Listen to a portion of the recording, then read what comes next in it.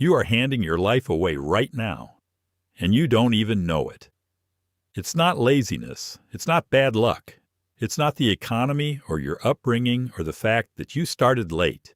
It's one habit, a single, invisible pattern that quietly destroys careers, relationships, and inner peace, while making you feel like you're doing everything right. The Stoics identified it over 2,000 years ago. Marcus Aurelius wrote it down in Meditations, a private journal he never intended anyone to read. Epictetus, a man born into slavery, built his entire philosophy around escaping it. Seneca warned about it in letters that have survived empires, plagues, and the collapse of civilization itself.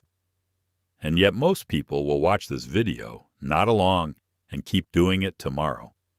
By the end of this, you won't be one of them. 1. Letting other people's opinions decide your worth. Let me ask you something uncomfortable.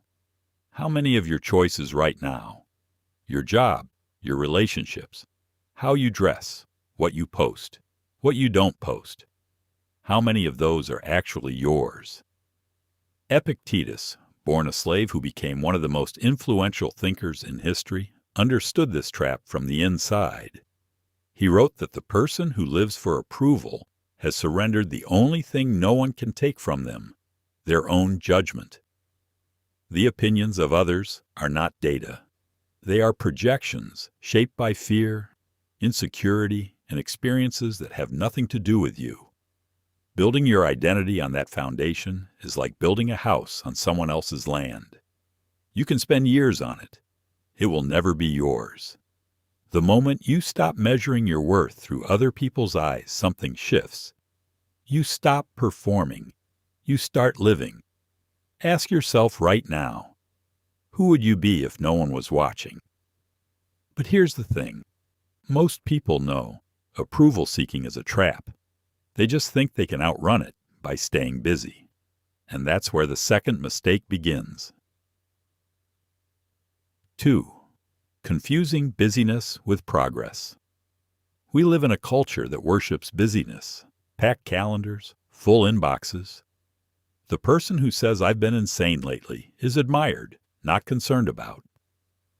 Seneca saw through this 2,000 years ago. He wrote that it's not that we have too little time. It's that we waste most of what we have, not on rest, on frantic motion without direction. Here's the test. At the end of this week, what will you actually have moved forward? Not managed, not maintained, moved forward. Real progress is quiet. It doesn't look impressive on a to-do list. It looks like one focused hour on the thing that matters, instead of 10 scattered hours on everything else. The person who works with intention for 3 hours will outpace the person who hustles for 12 every single time. Busyness is a form of avoidance. It lets you feel motion without confronting the question that actually matters. Motion toward what? And this is where it gets deeper. Because most people aren't just busy. They're reactive. They've handed the steering wheel of their entire day to whoever reaches them first. 3. Living in reaction instead of intention. Most people wake up and immediately hand their day to whoever arrives first. A notification, a message, someone else's urgency, someone else's timeline. By 10 a.m., they've already spent 2 hours reacting, and their own priorities haven't been touched. Epictetus called this the central failure of human life, confusing what is up to us with what is not up to us.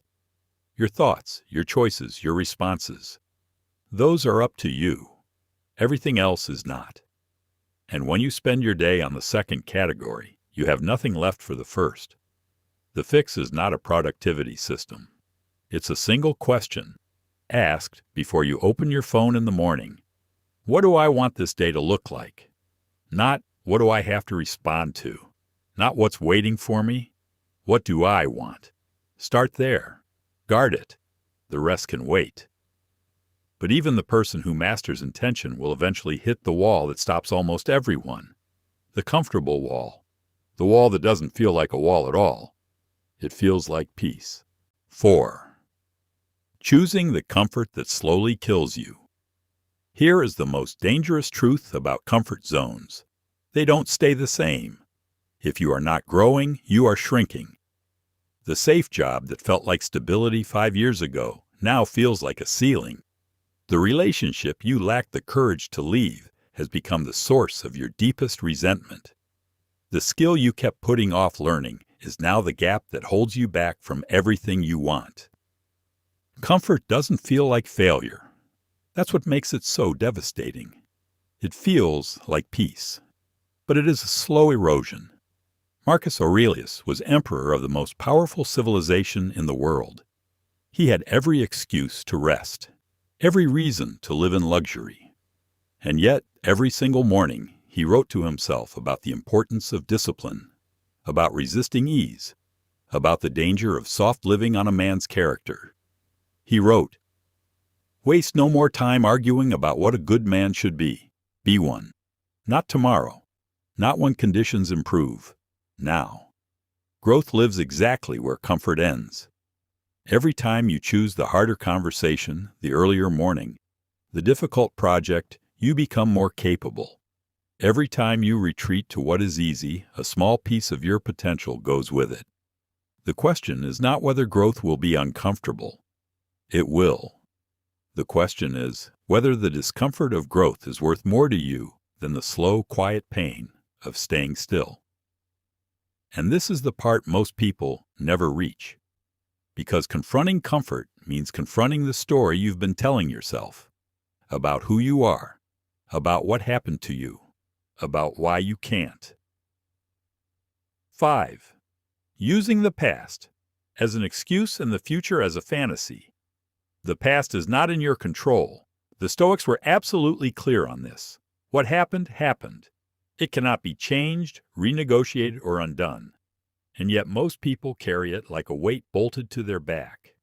And you're replaying old failures, nursing old wounds, letting a version of themselves that no longer exists write the script for who they're becoming. Seneca wrote, "We suffer more in imagination than in reality." He meant the wound is real, but the story you keep telling about the wound, that it defines you, that it proves something permanent about your worth, that you are still that person who failed, or was hurt, or made the wrong call. That story is yours, and you can rewrite it. The person who failed at a business is not a failure unless they decide that story is permanent.